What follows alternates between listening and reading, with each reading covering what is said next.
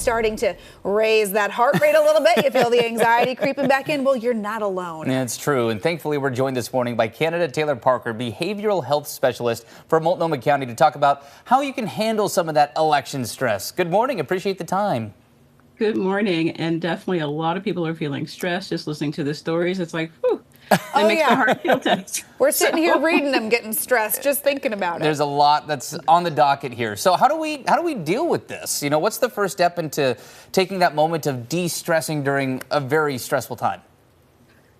It's relying on a lot of those skills that we use to de-stress all the time, but really giving them to ourselves with so much compassion, self-compassion. It's normal to feel activated, to feel stressed, because look at what's happening in the world. Look at the news. I know when I wake up in the morning, I pick up my phone and doom scroll through all the worst stories. And there's a lot going on that feels like it's far out of our control.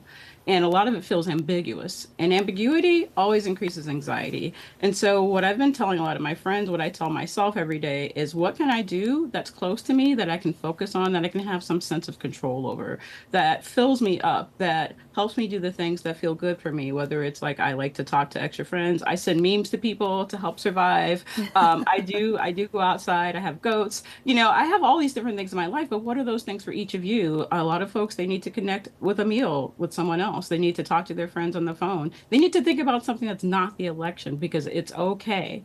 You can take care of yourself and take a break from reading the news. And I know that's your business, but you know, we have to sometimes say, okay, I'm only going to watch 15 minutes of the news today. I need to let it go. I need to go choose to do something else. I need to read something that's fun and joyful. Yeah. And there's no guilt in doing something good for ourselves. So there's so many things we can do, but it's so hard when we hear so much outside noise to really turn in and say, it's okay. I can be in my body and fill it up.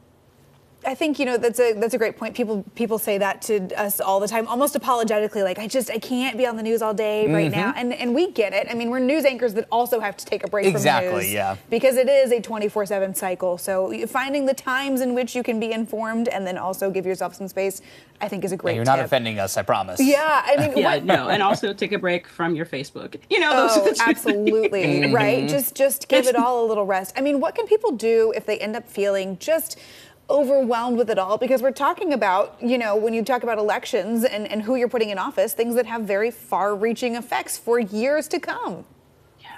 Yes. And that's one of those bigger things. And there are so many possible answers to that. But in the immediate moment, if you are just feeling like this doesn't feel safe for me for so many reasons right now.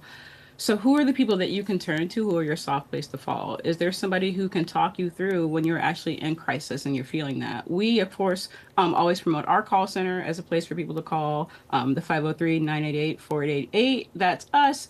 We actually are there 24/7 just to talk about anything. And I think sometimes people think they have to be in the big capital C crisis, but that's not the case. And there are a lot of other support lines and numbers. So if there's an affinity space for you, if you have a specific identity and you feel that that identity is targeted right now and you want to connect with folks, there are places online that you can text where you can connect to people. I definitely encourage people to be out in community. So they're like, I'm not alone. There's a community event I can go to, or maybe people might understand where I'm at and how I feel. And to do some mindfulness. And it may sound really silly to people, but we actually do some of those things. Like I do 5, 4, 3, 2, 1, 5 things I can see, 4 things I can hear, 3 things I can feel, 2 things I can taste, 1 thing I can smell. Like those kind of activities of just putting yourself in your body and letting yourself breathe, because it can start to feel like a panic attack sometimes for people, just simply reading the news, hearing what's happening, and then thinking about what might happen. And also not letting ourselves think too far ahead, because we have to get through the moment. And that's for any situation. Catastrophizing, we don't know what's going to happen. And I wish we did. Wish I could tell everybody, you know what, it's going to be okay.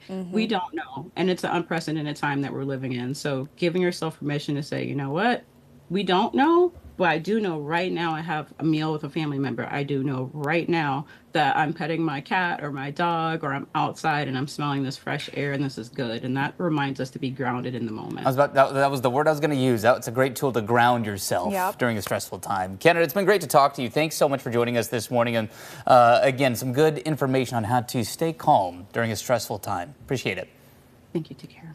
Take care. And of course, we're going to post this interview along with everything that we discussed in the AM Extra section on coin.com. That's right. A lot of deep breathing over the next several days, weeks. Yep. We have an election get there. de-stressing Move It Monday coming up at 8:45 too. So if you want some other movements on how you can de-stress, join us in about an hour and a half. I was going to say that'll be right around the time when I'm stressed again, about an hour and a half from now. Okay. Well,